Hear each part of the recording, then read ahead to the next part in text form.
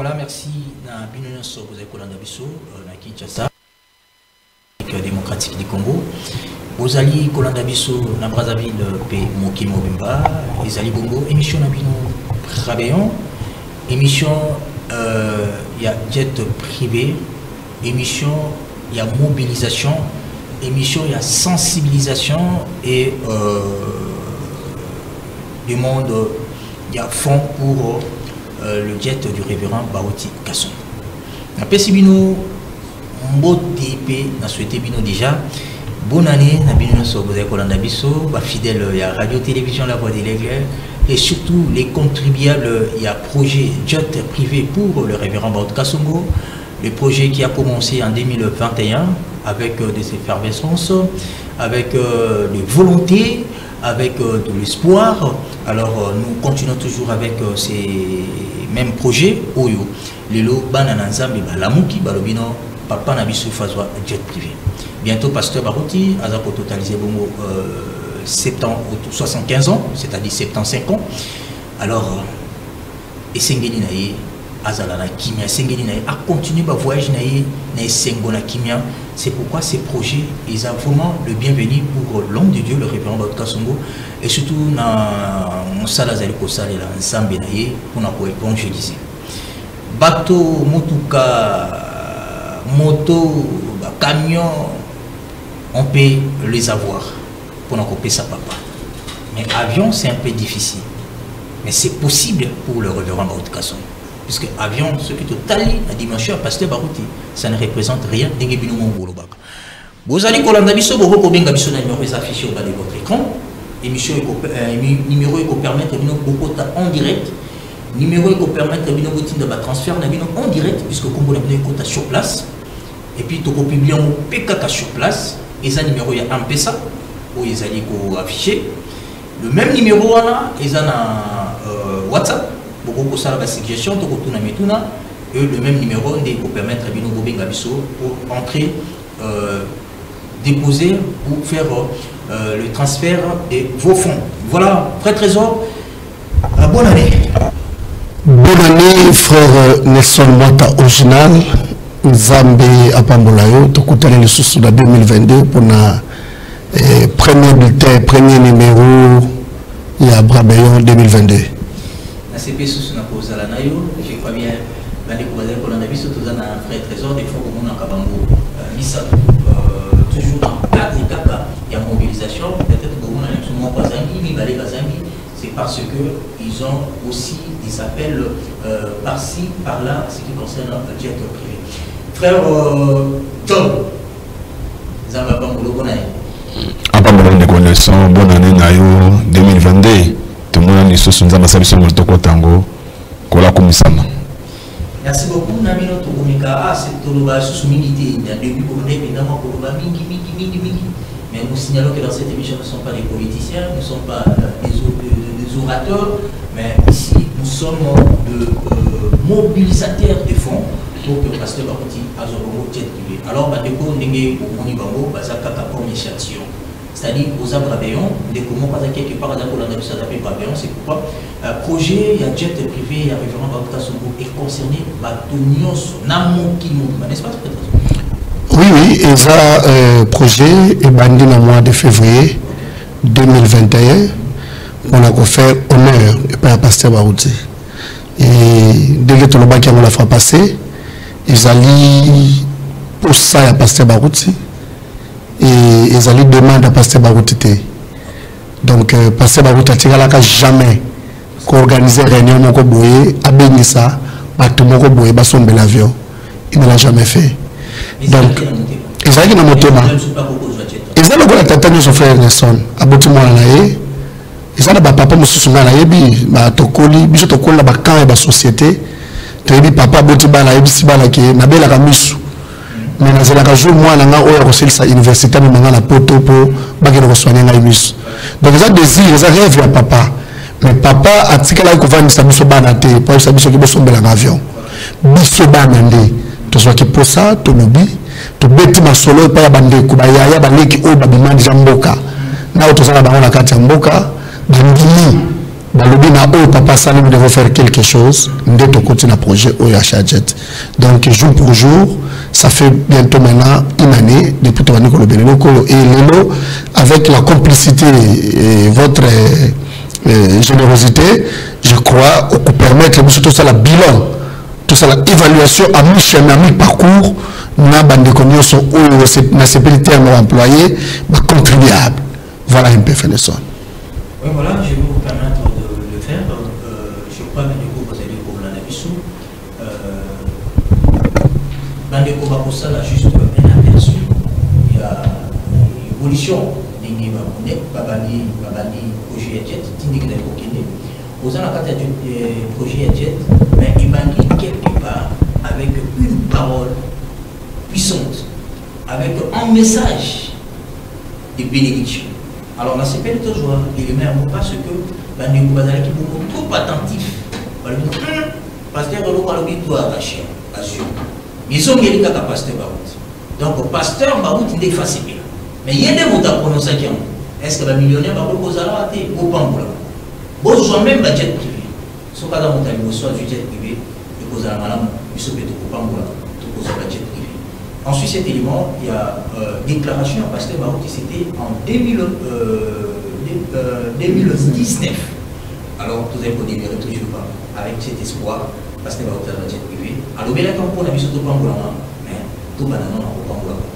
Suivez cet élément et nous allons nous retrouver tout juste après pour un rapport pour tous allons sur place, mais aussi, moi, mon quai, il y a évaluation, il y a 2021, déjà la salle qui est partie, je crois que maintenant, on ne peut pas commettre pour ça, on peut continuer dans les thèmes, mais bien, on va pour l'andabiso, beaucoup qui commettent l'andabiso déjà, surtout, on va se payer pour ça, déjà, dépôt en direct.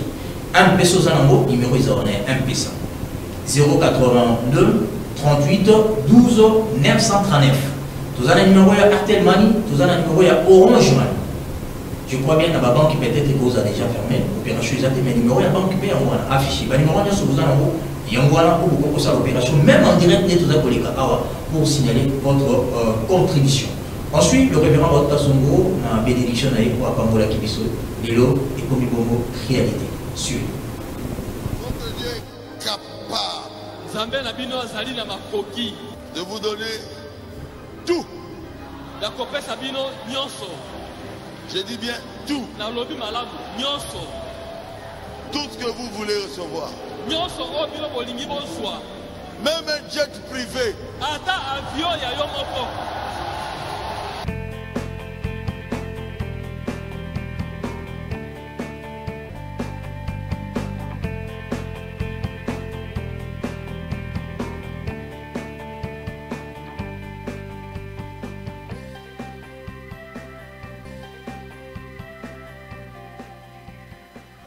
As is its range, it can fly 1,500 nautical miles at a speed of 400 knots. Il est capable de vous donner. Comment? Comment il donne aux autres? Pourquoi pas à nous? Moi j'ai un Dieu prospère. Recevez ce que vous voulez recevoir. Soyez bénis. Qui est même des millionnaires parmi nous. Cette année, l'élévation vient de Dieu. Recevez les élévations. Au nom de Jésus. Au nom de Jésus. Au nom de Jésus. Soyez bénis. Puissiez-vous cette année prospérer. Des beaux ambongo épelés. Amen. Puissiez-vous prospérer. À la fois physiquement et spirituellement et financièrement et matériellement. Tout ce que Dieu peut vous apporter, je prie qu'il le fasse. Soyez bénis. Tout ce que Dieu peut vous donner, je vous prie qu'il le fasse.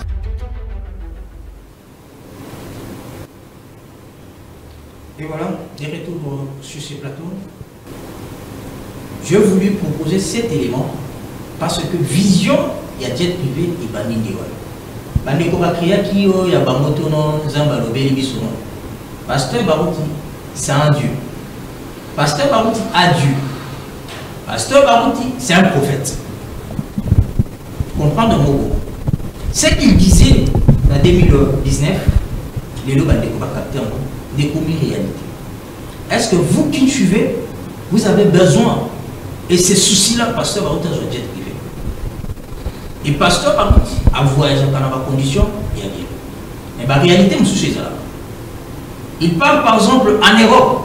Tu as vu, voilà, l'Europe n'est pas ça. Voilà, les États-Unis, tu as vu. Voilà, les intérieur, tu as vu. Tant que l'avion est dans la confort, non. Il y a des gens qui sont passés à l'avion. L'avion est en cargo, même si il y a un l'avion va passager, il y a un mot qui va raisonner. Pasteur Barouti attend pour l'avion, il y a des conditions, il y a des peut-être. Nambo kato na village andi komoko songolo ezalaka biso toyebi avion banyamati biso toyebi avion oyo me capacité ba uti o ezalaka confort ba avion ya bien c'est comité de soutien et ça la comme ça na nambo ba uta bien et ça la comme ça na nambo pour que pasteur ba uti akenda dans les conditions mais na ba kwa mususu ezalaka mwa moko et singeli siko pasteur ba uta tambola na ba condition nyonso oyo yemo ba kolingela yango ba kanisa ki avion par rapport à déclaration na très trésor tozo qui na vie. Ton côté déjà en 2022. Oui. Déjà 2022 parce que projet pour changer. Tout est parce que. Merci, frère Nelson. Et ça, question encore très capitale. Et je crois que socle même monsieur Alelo, Isawana. Toujours appel ébélé. Par exemple, sur la question, frère, est-ce que monsieur Yachat Jet a passé, c'est pas clôturer le Sili? Frère, qu'est-ce que tu veux retenir parce que tu as commis en 2022, dans 2 semaines, les anniversaires de pasteur. C'est pourquoi, malgré le problème, la perturbation de Togo Zarango, nous sommes décidés, non, on devait arriver, les lots, avec l'ingéniosité de frère Nelson, comment nous pouvons faire pour que tu présentes nos partenaires. Qui sont les partenaires? Les hommes qui sont eux, à 1 franc. $1 dans l'opération Oyo.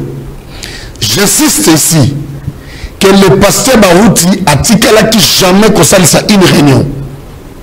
A qui jamais qu'on ça appel de fonds pour la basson de l'avion. Même pas pour la basson de la moto. Il ne l'a jamais fait.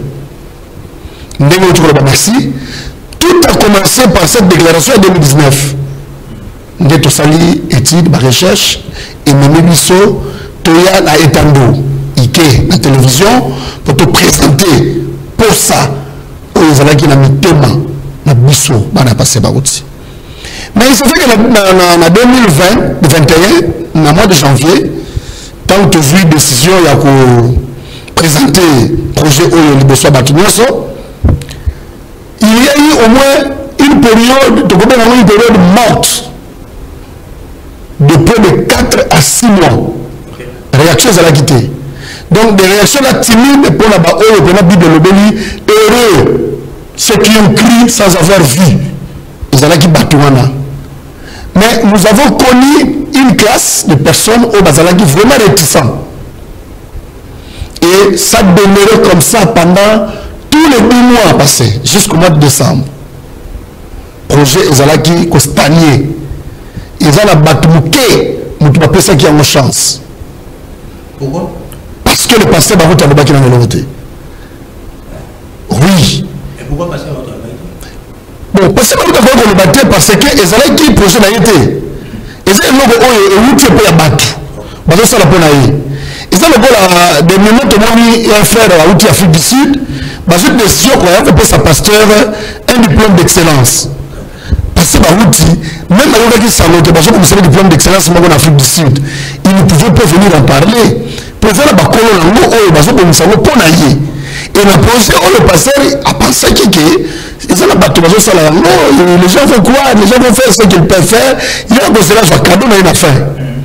Mais nous avons demeuré dans une situation de confusion où les gens se posaient des questions.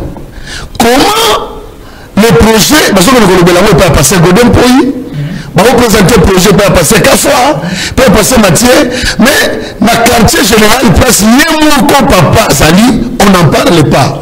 C'est que, il fallait maintenant qu'on arrive au point, il y a qu'on certifier public que non, le papa est informé, il est au courant que et il a les mains ouvertes à Zozela Yango, après ouvert, Nzambe a pesé Yango. Et Nzambe le nom de là, Nzambe qui t'appelle le nom d'Andenge, ange, qui t'appelle avec son avion. Dieu aujourd'hui a des mains, et les mains de Dieu là, ce sont nos mains. Et moi, pasteur, il devait nous donner la main d'association pour dire je vous soutiens dans ce que vous voulez faire pour moi. Donc officiellement, tout le monde est fait dans l'ensemble que le projet pour l'achat jet à pasteur est bandaki au mois de décembre 2021. Avec l'accord officiel du pasteur. Mais il y avait déjà l'accord.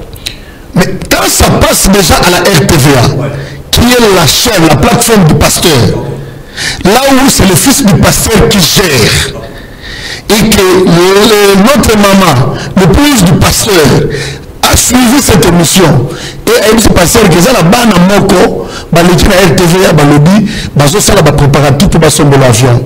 Le pasteur était déjà offert. Vous avez des chantons de représentation, ils ont Baout Tabernacle, ils ont Baout Tabernacle de Kimozagar, ils ont Assemblée chrétienne à Malima, ils ont Dallas, ils ont Charlotte, ils ont. Pour la basala mutu.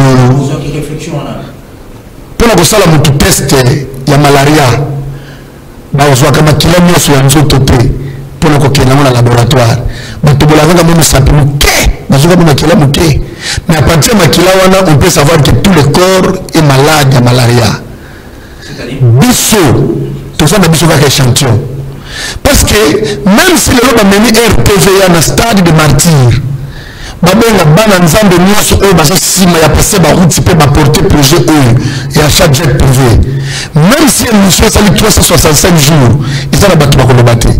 Finalement 365 jours de aussi là, peut-être avion de là, il n'y aura pas battu sur la commission la parole et en essai.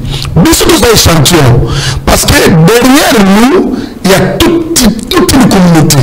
Il y a Barout Tabernacle qui est le siège au-delà central. Il y a Pasteur Barouti. Il y a des églises sœurs où ils vont porter Pasteur Barouti. Donc, pour la banque, Pasteur d'église, parce qu'on se considère comme Pasteur associé à Pasteur Barouti. Pour eux, le Pasteur Barouti, c'est celui qui est leur pasteur. C'est celui qui est le pasteur de ces églises-là.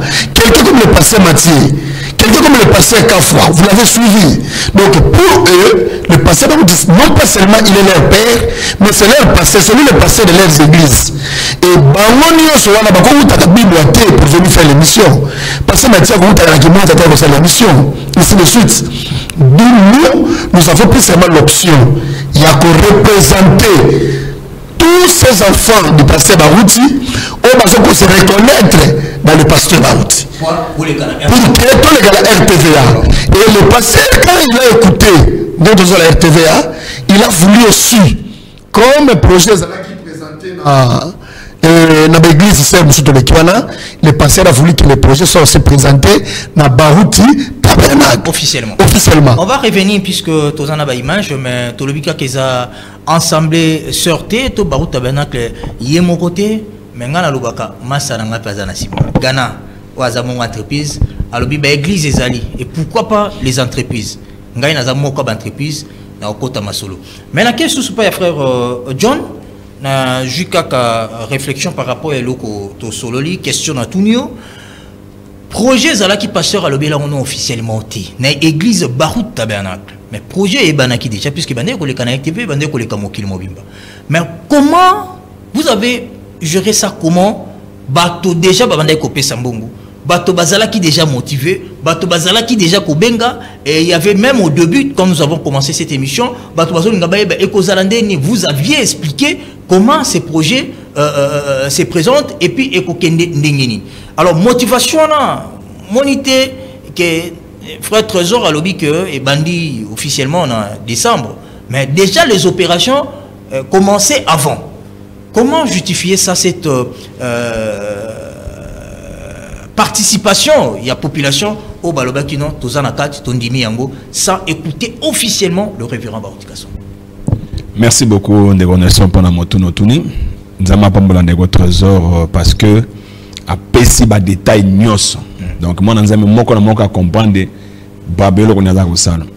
Nous avons la pour nous malamba fufu donc à ce pas ils arrambent la moto à mai à fufu balamoko non ça dit batia kana no mai moto ainsi de yeko fufu ça dit projet ça est déjà présenté moi nanza me moko no moko ayoka ki alobi non na kozela te na yoka ki basi basombaki ngai na mi bandela des ba famille même ya biso de bisa ba mais tout ça na projet moko ya pasteur Baroute bino be faut contribuer même nos familles ma famille a participé donc c'est pour dire que moi na nyonso nanza metango ayoka ki déjà que projet moi qu'on a passé à Barouti. C'est-à-dire le nom de Barouti. Et Ningisi Batou et Sepelisi Batou. Même dans les bandes d'Amboka. Oui. Sauf qu'on peut parler de Babassi. Tout le monde Ndenge Batou contribue même jusqu'à présent. Les bandes des Akotinda. Brazzaville les Akotinda, Suisse les Akotinda, États-Unis les Akotinda. Nous na combo kaloka ya combo ya pasteur Barouti.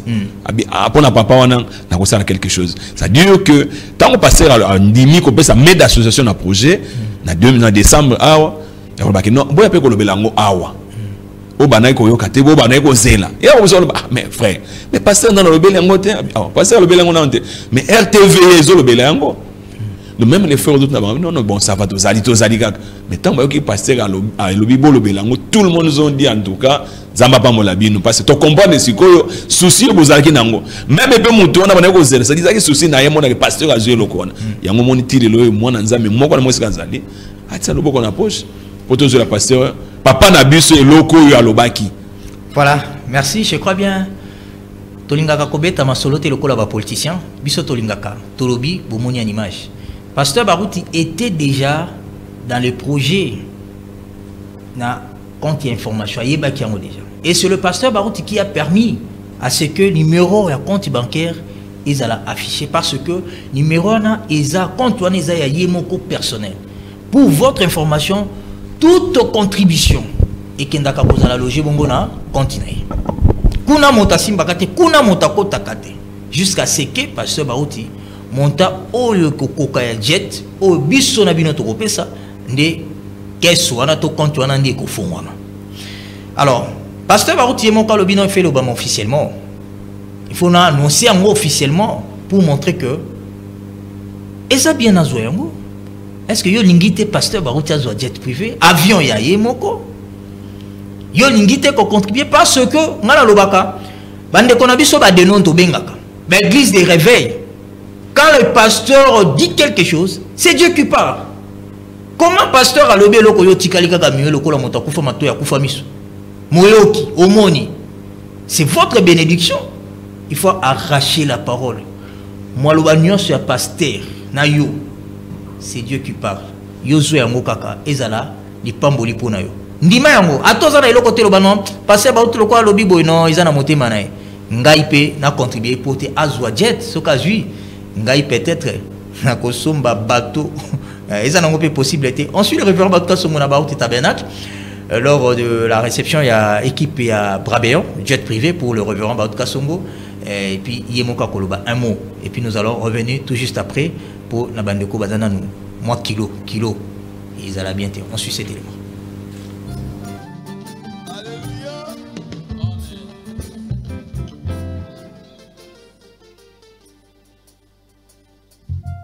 Le frère que vous voyez ici, frère Papi Dilongo. Papi Ilonga. Papi Ilonga. Ils ont eu une pensée pour que les frères, les sœurs puissent m'acheter un jet. Un jet privé. Ete bandeko mibali pe bandeko basi basangisa misolo po basombela ngai jet privé avion.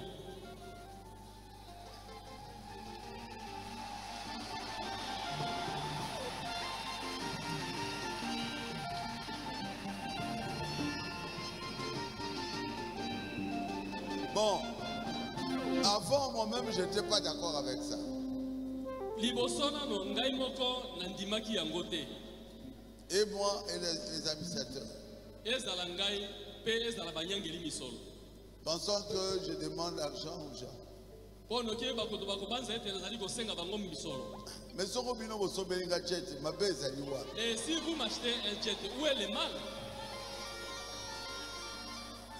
Maintenant, je suis d'accord avec ça. Tu étais venu me voir à la maison. J'ai dit, moi-même, je veux en parler.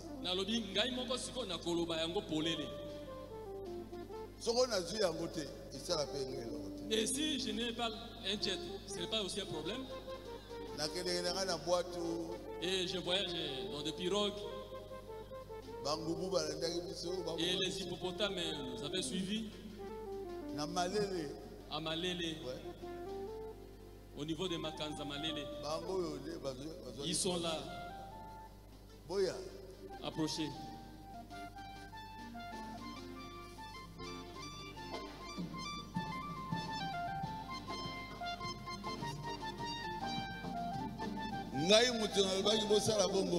Et c'est moi qui vous avais demandé de faire ça.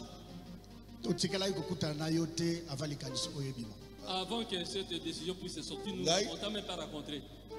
Non, pasteur, et nous, comme des enfants, nous avons dit, en tout cas, nous allons faire quelque chose pour notre papa.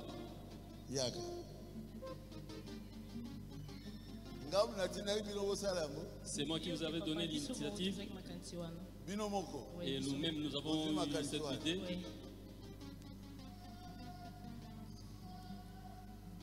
Donc, je ne suis pas contre cela. C'est pour ça que je les avais appelés. Parce qu'aux États-Unis, il y a des riches qui donnent des millions aux pasteurs. Je ne suis pas contre ça.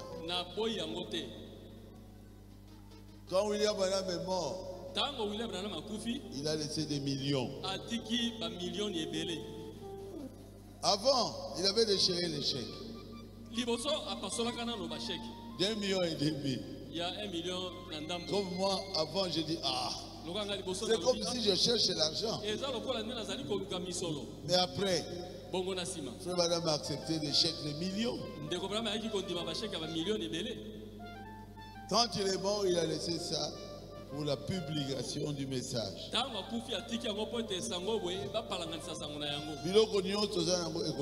Et tout ce que vous avez, ça va rester. Mais si vous pensez à Dieu, Dieu pensera à vous. Que Dieu vous bénisse. Nani a dit avion qui te repose? Yango wana. C'est ça. Yopoza la kati ya complot wana. Merci beaucoup. Matondi mingi. Yango wana. Avion yango wana. Avion jet privé à pasteur yango wana. Est-ce que vous-même vous n'avez pas compris que pasteur a sepeli? Asimbi yango nanu te, amoni yango nanu te, kaka na image a sepeli. Mon frère, tango momu na nzamba sepeli mo kalo baka motema ngena ngena. Nzamba sepeli. Yango moni senga ka momu na nzamba lobaka kama loba ya malamu pe pambola yo. Soki momu na nzamba siliki ezala kama be. C'est pourquoi l'homme de Dieu le référent batuka songa silika kate. Ba bengi apôtre d'amour. Parce que tant azo sekazo sekisa yo zo pambola ma. Tant azo loba na yo na kimia na esengo nyonso zo pambola ma. Alors a sepeli na avion. Est-ce que c'est le koloba susumingi? Alors yosko sepelite pona nini yazo avion. O sepelite pona nini yazo avion. A kozo yango. Soko sepelite peut-être aux amoko. Mais non à neuf. Bah sepeli. Moi je crois ça. À cause de jet privé. Frère Trésor. Frère Nelson. Je crois bien que tu as un rapport à Bandekwa, peut-être tout le temps vers la fin. Oui. Mais évoluons d'abord. Bandeko batindi mosolo na bango tokotanga ba kombo na bino. Na lobaka na kati ya émission oyo. Soko yo ki kombo na yo te. Yo moko mituna na pesa ki mbongo na ngai wapi. Soko déposa ki quelque part est-ce que to yebiso ke fa peso reçu. Ozui reçu te. Kotuna te na kati ya émission ko benga même pas. Ba onyo so kombo na bango eza écrit na reçu. Bango nde totangaka. Il y a l'ordre vraiment dans cette opération. Parce que bon monito ya kana kopsa la rapport awa c'est pour être ndenge komoko le baka clean, c'est-à-dire propre. C'est-à-dire biso na bino to silana, c'est-à-dire to tangi rapport o ayoki kombote abengi biso abino na déposer ki mbongo na yoki kombote. S'il faut citer même le nom de la personne que vous avez remis l'argent, nous vous permettons obino na pesa pas mutu mais pesa ngai reçu te. Ça reçu to kotanga yote sauf que ba o bazali na ba église sœur exagéré na ba pasteur net na église à pasteur Mathieu. Bango eza ba enveloppe etikala ikuna. Baza ko continuer na opération pasteur Mathieu Nzamba Pambola. Pasteur Kafwa Bin na Bibwa église mteza ko gérer baza na reçuté. Oh pasteur Pierre Tebolo na Brazzaville. Bango basali penda liste na bango moko pasteur asali ba enregistrer batina ba montant. Mais ils ont les caparos la voix de l'aigle publication à Brazzaville. Bango pe bazo ko zo reçuté. Mais soko leki na la voix de l'aigle publication à Brazzaville. À partir déjà les 7 bazo répondre. Je crois bien le lot le 7. Le lot le 8. Le lot le 8. Donc je crois bien bako répondre lundi. Oko zo reçu. Soko leki na la voix de l'aigle publication à Kinshasa. Bako pesa yo reçu. Surtout na baro tabernacle déjà lobby dimanche. Bino nyonso. Oyo boyoki pasteur. Je dis bien boyoki ngai te boyoki frère trésor, tu peux voir frère trésor baza ko continuer koloba. Mais oh boyoki pasteur. Boyoki besoin ya pasteur a sepeli na avion. A sepeli na jet. Ndeko ko pambola masoko koti masolo. Bole kala la voix de l'aigle publication. Déposez votre contribution. Ba pesa yo reçu. Sans reçu to kotanga yote awanakati. Je dis bien boyoki soko monyo te ko ma reçu lobité lobate ngai frère Nelson lobina joindé reçu onde ko mo kutene na balabala non na sala kana RTVA ko pesa yembongo te kende na la voix de l'aigle bande konyo sa ba tabernacle botika contribution na bino na la voix de l'aigle publication za bongo na cave ya ba tabernacle ba pesa yo reçu j'insiste soko jui reçu te ko benga biso te to éviter ce kotiki mosolo. Voilà frère trésor juste mise au point n'engaki ko préciser je ne sais pas si de votre côté, il y a aussi, puisque Baba Kimbon, il y a partout, il y a aussi d'autres gens qui vont percevoir. Bon, en dehors, il y a l'organisation. Oui, merci frère Nelson pour la mise au point. Oyo Salakawana, c'est vraiment très important. Et ça, Mbongo est très sensible. Awa, Tokosenga Mwana Nzambe Nyoso Boye. Natangu, on dit que soutenir projet achat jet privé. Il y a pasteur Baroutika Songo, notre vrai père. Tant que nous avons participé à ce projet, c'est que nous pouvons te prodiguer comme un petit conseil. C'est que Salanyoso Mbongo et Koma na place Oyo et Sengeli. Il ne faut pas rendre un service à Dieu en dehors de sa volonté. Au Zimbongo, non, moi j'ai donné $100. Na pesa ki kaka et pas ya frère moko la mona ki alataki la ma dédicace à Baruta Benak le kola sa Baruta Benak et ko koma nango kaka soki ya ko lia ngo ye moko alia me wana za makamuna ye na nzambe na ye non wana même nzamba sepelite au sali le côté parce que to pesi ba mécanisme nyonso biso to za la place moko te oyo mutako pesa mongo non ezo fuité ma place mo fuité zate tout est canalisé. Jusqu'au jour d'aujourd'hui, bien aimé, beaucoup de choses question que frère, est-ce que le projet achat jet à passer Cécilie n'a le silité? Il faut continuer. Ce qui projet on est Cécilie, nous venons de dire ça ici, que Cécilie. Mais bateau va aussi, ça nous a biso na bino non? Oui. Donc biso bateau te dit coquille. On a déjà eu au pesa $1, mais quand la frère n'a pas eu na yebaka premier mbongo. Oyo to yambi ekoti frère Jean Lokavu mbongo lokola owana frère depuis au pesa mbongo au pesa de je crois 2 ou 3 fois au PC sachez que tous en course dans notre comité de destination mutu nyonso oyo ovandi na ndako toza na même principe ndenge tobandelaki frère nanga Jean Lukavu ba frère Freddy Omole ba frère Guilain Vermiel ba frère Trésor na biso na avenue Paroisse biso wana toujours continuer kokele na même principe bien aimé kopesa mbongo bipesa pesa te pesa kaka mbongo na yo na niveau ya lemba siège zaka moko kende na la voie de l'aigle publication mais yo tche commune eza bato msu bauta monga puisque bauta bana keza koyamba bato bakouta de partout non c'est-à-dire tant on commis déjà na niveau ya Baout Tabernacle comme ils ont la commune à Limba les cana cave qui peut lancer la cave en tout cas jusqu'à preuve du contraire quand on va dire qu'on a la personne qui mbongo na tchaki mbongo place boye puisque dans notre position monsieur soupe awa tout autre arrangement il faut seulement na bato oyo bakoki recevoir mbongo en dehors ya auto zalaki na 2021 il faut tout couper la mutu oyo akolobaki bon en dehors de la voie de l'aigle tokoloba par exemple okuta na frère Nelson na porte église okopesa pas frère Nelson mais tant que l'on tolobi te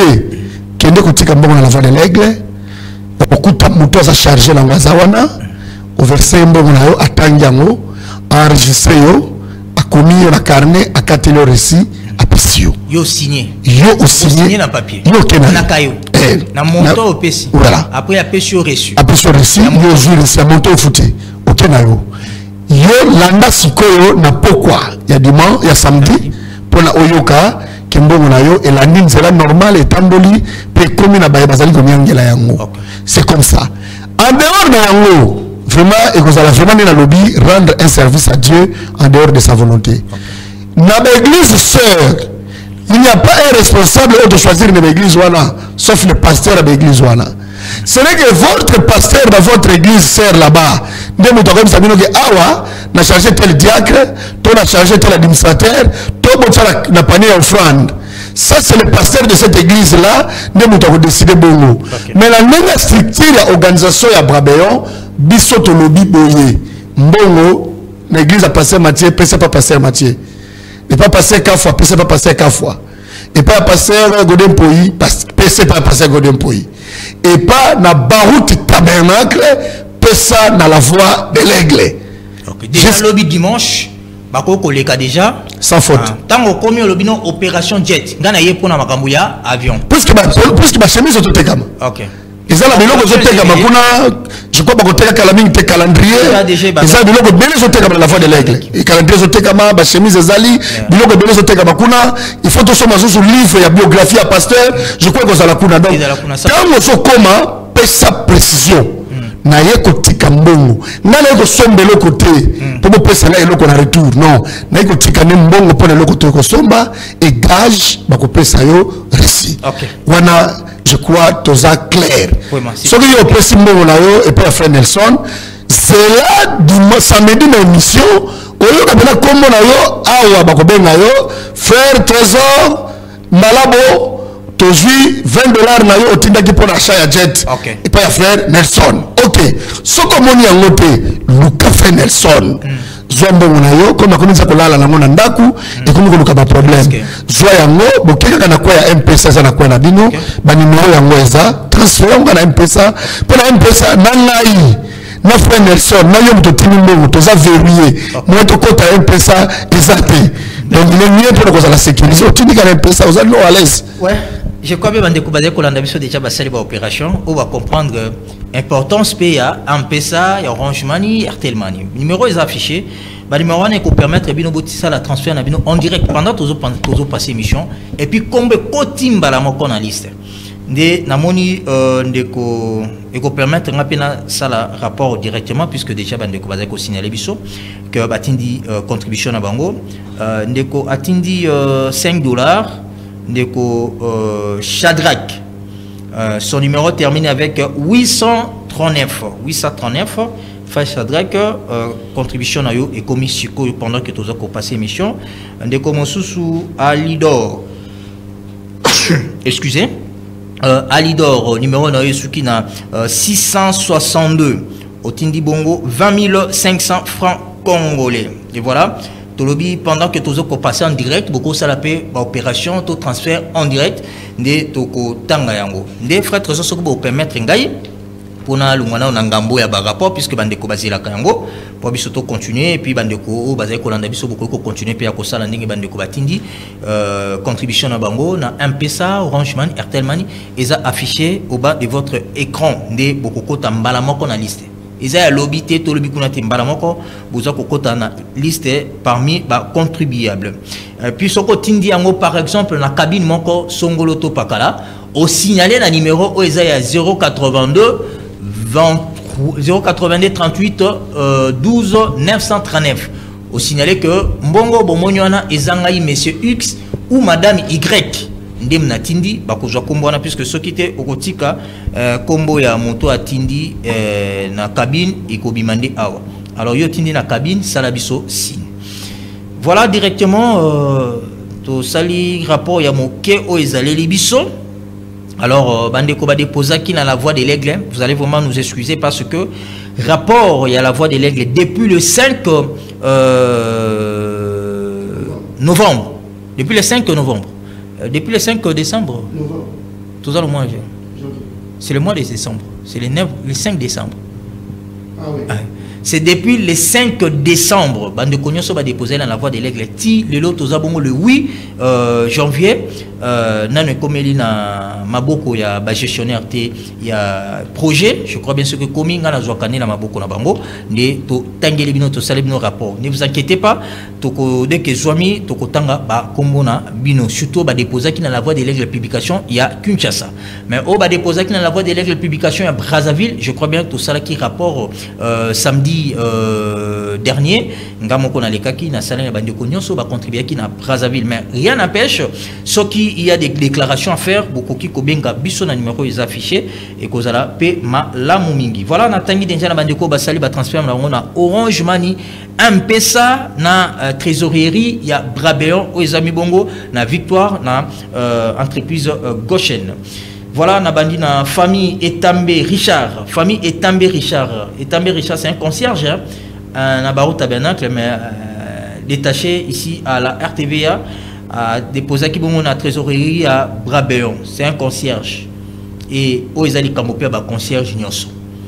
Coup de chapeau na bino s'occuper bolandi likolo ya papa na biso etambi eza penda famille mobimba puisque ebi o ezali pasteur Baroti. Nicolas Kassau na trésorerie à Brabéon. Maman Nicolas papa grand montant na boko tanga montant. Mais on a moni déjà. Olingi pasteur. Moussaou Timanga Marthe. Contribution à Orange Money. Et commis. Olga Kiafou. Contribution à M-Pesa. Et commis. Romain. Ouais. Romain. C'est écrit Romain. Peut-être on va modifier. Ils saisi. Romain Bibouka. Contribution à M-Pesa et commis. Bob Kiafoulou. Contribution à Bob Olga. Oui, même famille. Bob Kiafoulou. Contribution à M-Pesa et commis. Franck Nzamba. Contribution à M-Pesa et commis. Dieu merci Mapila. Contribution à M-Pesa et commis. Ose Kiafoulou. Open famille quoi. Merci. Contribution dans un M-Pesa est commis. Ida Kassé Kiafoulou. Contribution dans un M-Pesa est commis. Dieu béni Lucilou. Dieu béni Lucilou Kassombo. Oui. Contribution est commis. Priska Kiala. Contribution dans M-Pesa est commis. Tantou.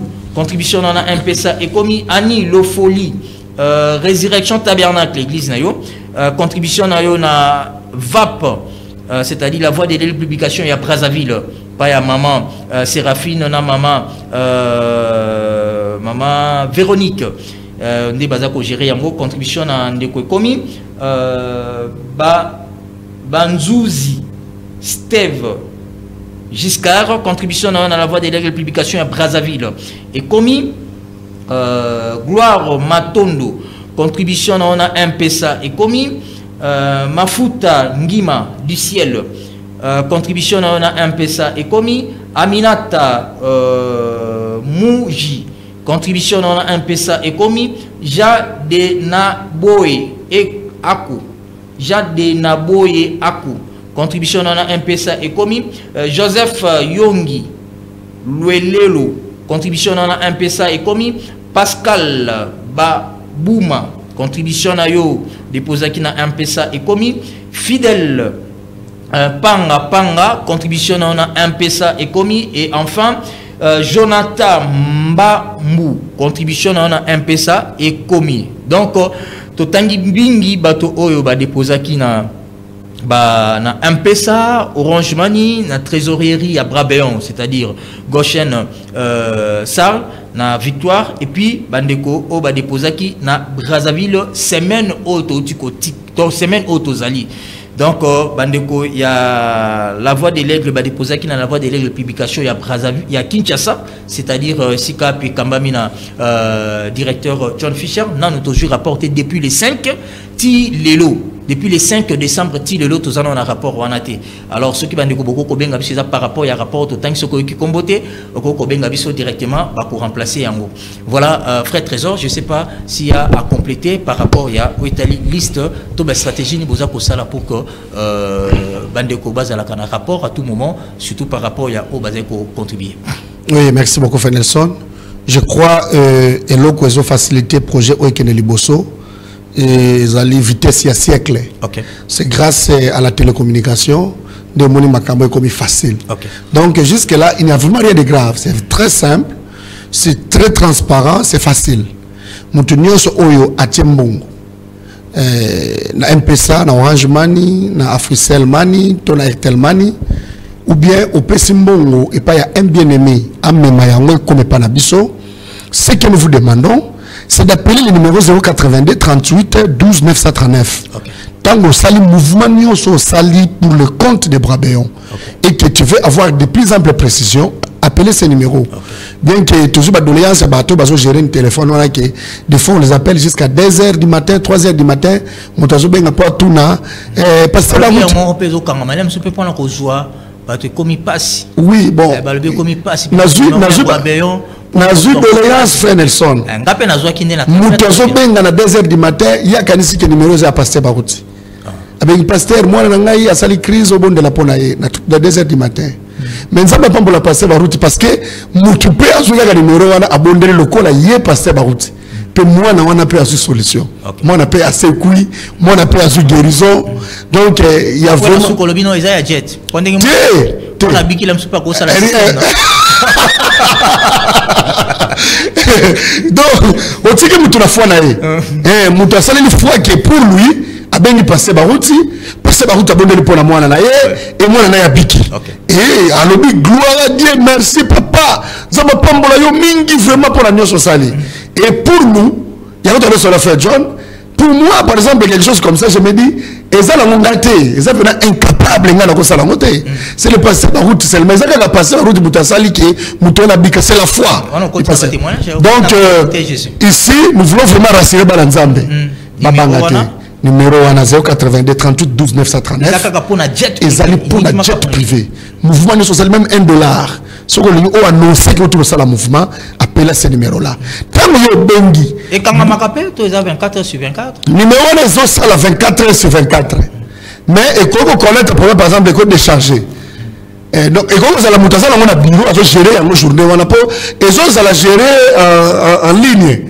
Donc le que vous allez faire Nelson Moutazo gérer en lobby vous allez faire Papi, lobby vous allez faire Trésor, lobby vous allez faire Rachel, lobby vous allez faire Eric. Donc il y a des gens membres qui vont gérer en haut. Alors la quoi vous allez me vendre dans bureau, on a des choses ça là. Gérer en haut c'est-à-dire on peut manipuler même la transfert tout consort. Non, frère Nelson. Non, préciser puisque tu as la façon gérer c'est ndeka ko izana kati mosolo. Téléphone au frère Nelson, musala la ngweza ka ko yamba appel. Et bien raté. Et ça, là, au moins, moi, feedback dans WhatsApp. Quand on m'a dit, salut bien aimé, que le Seigneur vous bénisse, moi, je vais répondre Amen. Et ça, quand on WhatsApp, peut-être, entrer, sortir, ça, les manati, dans niveau communication.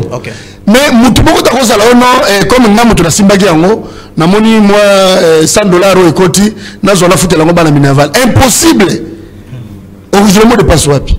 Et puis aussi, on va peut-être pour 2 jours. Après le 3e jour, ça va rentrer. Donc, il y a une certaine forme de gestion à niveau de la téléphonie. On a que tout celui qui fait un mouvement, les autres, comment vous partout nous sommes, vous avez un petit papier, vous avez un stylo. Dès qu'il y a un appel qui entre, on y a bien, frère Naïf, frère Nelson, Natini, $1. Ou comme frère Nelson, frère Nelson, moi, original, Natini, $10. Au connaît. Tant que vous avez un niveau de serveur, dans centrale, vous pouvez vous faire un secrétariat, quand ça va combo oyo, batatindaki. Ceux qui n'ont pas de maboko, bato apesa ngambo na maboko ya ngoyo. Comme ça, tant que vous bimisa oya M-Pesa, vous sangisi, vous pouvez la banque. Mais ngayo mona bongo na ngambwana, vous benga samedi, vous na combo ne prayoka. Imaginez-vous un frère out kwa mutu. Out 45 km de kwa mutu. Ba fongo l'église mongo kuna combo na ba route tabernacle na mboka wana. Bato fongola musika. Mais alonga 45 km, pas bimana kwa mutu akuta na réseau ya Orange Money. Et si ce frère-là vous appelle à Benzo à 22h, elle a commis à Kouamoutou. Il devait appeler. Si le téléphone était éteint, il faut zonga Kouamoutou. Il faut zonga Namboka la bango. Donc il devait dormir à Kouamoutou dans des conditions difficiles. Allez à le transfert. Vous avez vu son nom là-bas, je crois. À le transfert, et il est rentré à 45 km de Mafutangima. Oui, frère Mafutangima. Oui, Mafutangima d'Iciel. Abi Bazolanda RTVA, Bâtir Radio Nicolas Nzete, na place Moulou Bazolanda RTVA à 45 km de Kouamoutou. Donc le téléphone est ouvert 24h/24. Au cas où peut-être au Bengi Bayambite Mouto à Kozala occupé, au Monique R, Moko Atali Albon, Nakoyama Pré, dans un loko boé, ou bien et Kozala déchargé, au Bengi le quitter. Mais sinon, appel na numéro et Yamama Kaka. Voilà. Ce que Bengi Bazoyamba insiste un peu, on va Koyambayo. Merci beaucoup pour des précisions et surtout pour la correction Payaba Combo. Le numéro que le frère Trésor vient de donner, c'est ça le numéro OESA mis à votre disposition pour vous avoir oignon sur les informations dans Italie jet privé. Puis le même numéro, il y a un transfert dans M-Pesa, à part le numéro Airtel Money, Orange Money. Avant d'appeler ça, frère Trésor, frère John Maloba, pour clôturer, puisque vous avez dit que ça la aussi. Mais nous voulons signaler que le projet jet privé tel que Kabarouti Tabernacle, il y a un projet international, ma frère Tobanda Kinabango, Ndingi Bouzé Komona. Donc, pasteur Baout Bakosombele avion Kakate na Kinshasa. Donc, Batuya États-Unis, Batuya Canada, Batuya Asie, Batuya Europe, Nyon Sobazana Katina Masolo. Surtout, Bayoka Kike, mon monazambe pasteur Baout a l'obéli en Babi. Ah, le moment de Tobanda Kozile Yangwana. Ah, on a coup Nazako Tambola, pasteur Moussous Babin Babino. Toza déjà, n'a pas enveloppe à jet privé, pasteur Olivier Foutila. Maintenant, tu comme dans l'église, tu habites. Naza déjà, surtout en Pakalobi, tu as déjà na enveloppe à jet privé bolika. Donc, Koloba en Paka et Taliban ensemble, surtout il y a ville, province à Kinshasa, à RDC Mobimba et puis ailleurs. Ensuite, pasteur Godé Poyi, lui aussi avait pensé, il y a contribution, il y a église dans l'Italie jet privé. Il n'est pas du message, mais l'obino, bénédiction, tu as raté à moitié. Alors on prend juste un extrait puisque tous 8 ans à collecter la bino yango trop, mais tout cas collecter que projet oyo, ils ont monté mon côté, mi balete, mais ils ont batonyoso. Même il y a libanda, balingi ba profiter na bénédiction, kouta na paka, otobengi ekumani baruti. Suivez son intervention surtout juste après. Merci. Au moins ba vrai bouli yango. Yoza kaka.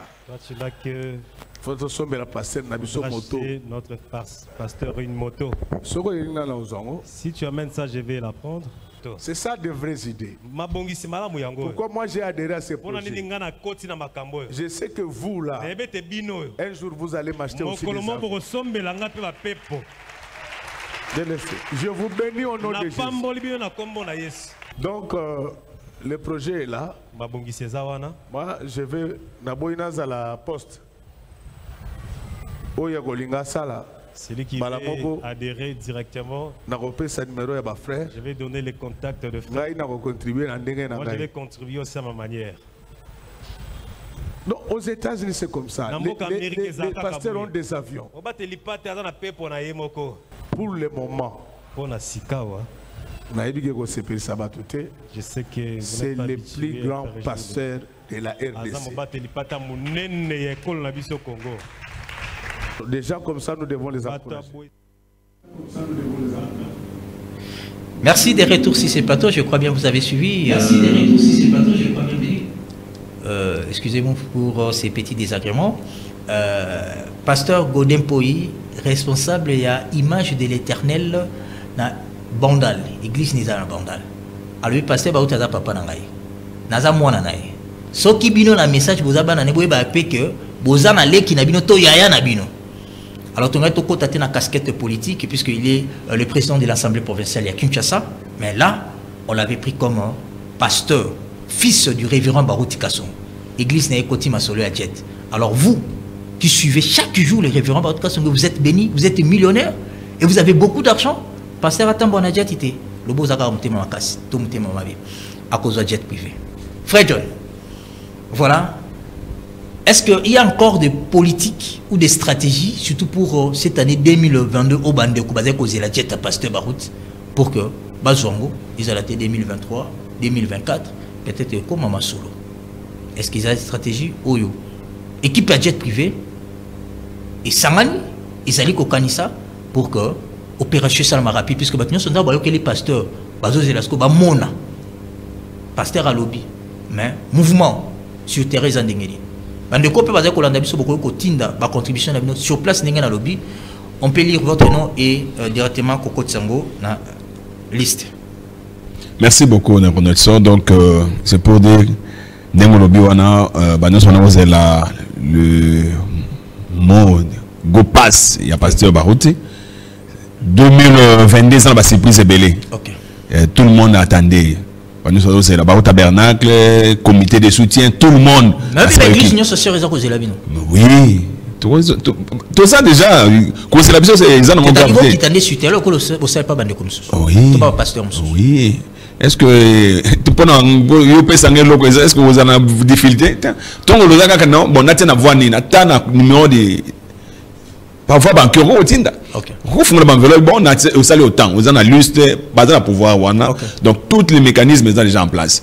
2022 bah c'est plus bien. Nous croyons comme on zolo bango avec pasteur ba uta kuzwa yango. Et tout ça ba stratégie c'est belé. Donc moi tout de voler sur un plateau exaté.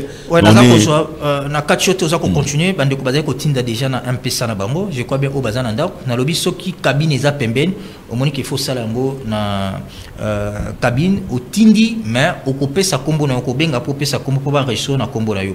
Voilà ndeko atindi mbongo na 18 000 francs congolais. Eboul Kosi Iboula. Oui, voilà, ndeko Eboul Kosi Iboula.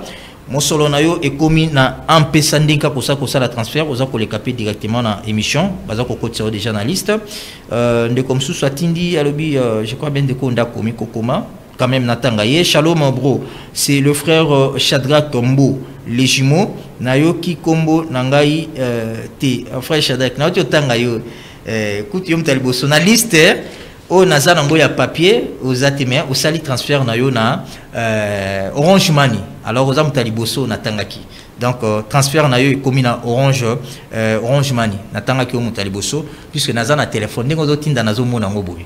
OK, merci beaucoup Kominzamba Pambola. Ouais frère John Silissa pour donc c'est pour dire dans le 2022 ba stratégie zébélé ba passer réunion sur ba d'autres travailler de main dans main avec Brabéon donc tozana bango il babenga kaka babenga tokoya et puis tokoya dans l'église comme le pasteur Olivier Foutil a lobby ango enveloppe c'est tokoya ko je vous talbe enveloppe déjà tokoya ko zango on za pas mbola mingi tozango. Voilà, nous avançons déjà à la fin de cette émission, mais nous signalons qu'il n'y a pas seulement des églises, il n'y a pas seulement des personnes ou des personnes physiques, même des personnes morales, l'entreprise de fait pas mbolama. Nous parlons des entreprises, puisque dans Mpandi Nangai, j'ai mon ami Ghana ou Simbaka Boudin, il y a Simbaka na Luboko na Kingo, ngana Tchaka na Monoko, puisqu'ils en ont beaucoup les cas. Donc, ndeko nyonso oya monika za entreprise et que ba afficher boui avec sa contribution pour les diètes du révérend Baoutka Songo et kozala malam et pekisami na ngopete.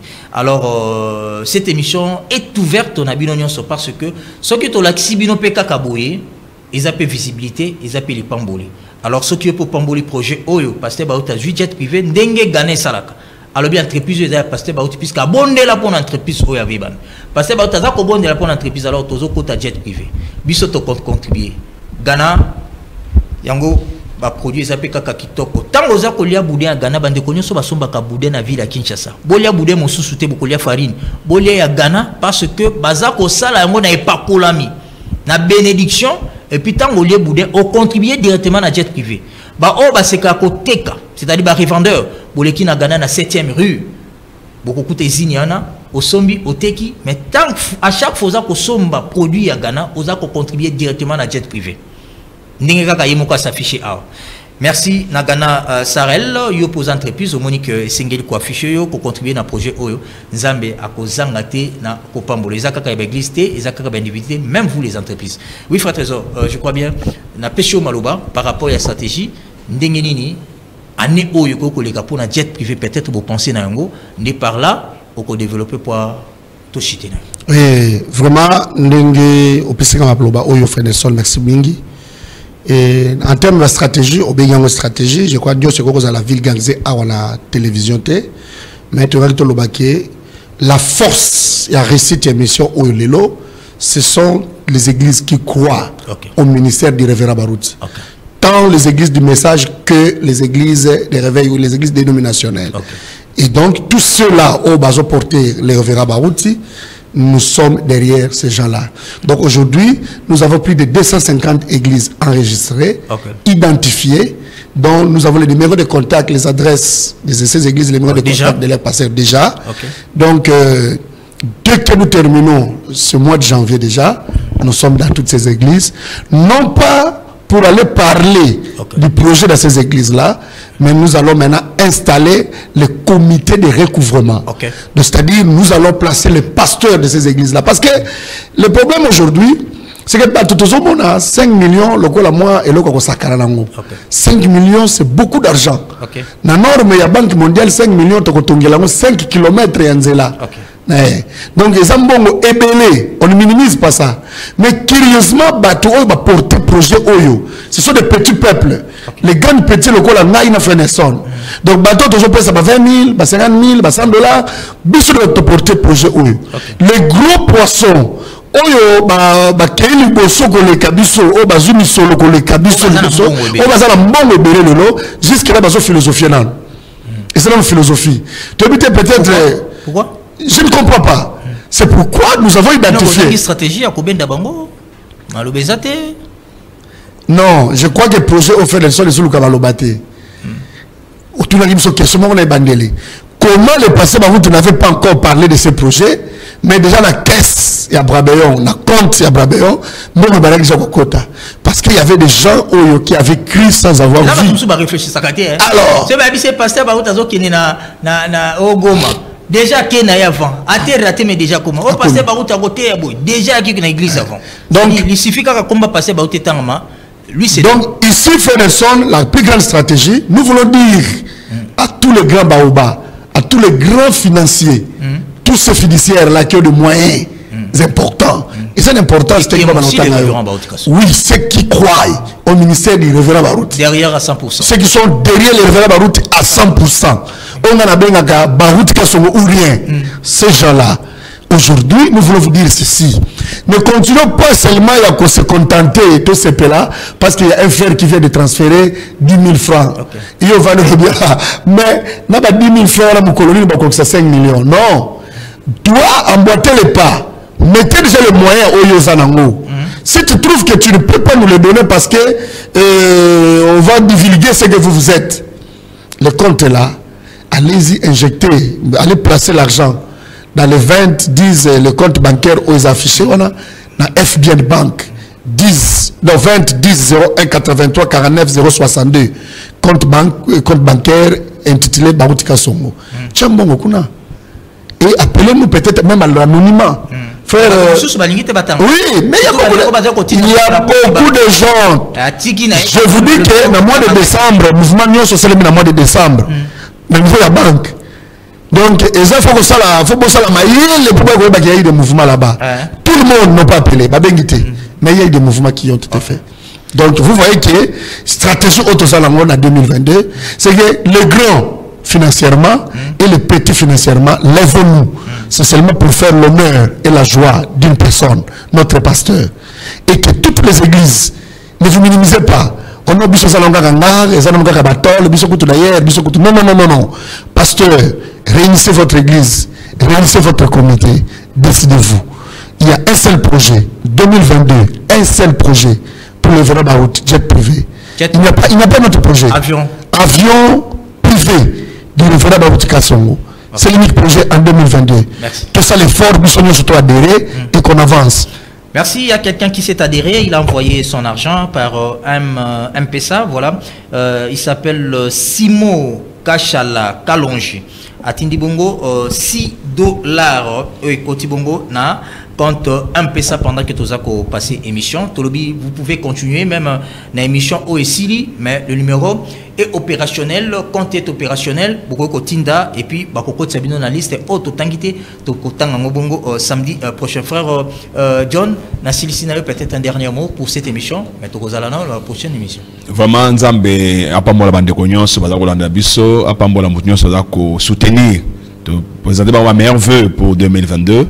Vraiment, tous en essengo. Comme on a qui motunyoso a pensé que ça quelque chose pour notre pasteur qui est notre papa. Que le Dieu du ciel le bénisse richement et abondamment. Merci beaucoup. Merci beaucoup, frère John Barouti. Merci beaucoup, frère Trésor Landou. Merci, Fanesson. Voilà, Tokoku Tanabino Nzamba permettre ce samedi prochain. Que Dieu vous bénisse, merci beaucoup. Voilà, Bino Pe Bolanda qui est Bino, merci. Surtout Bino, vous avez contribué, peut porter projet jet privé, avion pour le révérend Bautkason, avion privé bien sûr pour le révérend Bautkason Mozambe à continuer à Kopambola, Bina Pe Sabino Yakoleka Ebele pour que Pasteur Baouti na 2022 à jet privé, il y a Yemoko à continuer à évangéliser et aller partout à travers le monde entier pour que Zambenae Amila Kissa.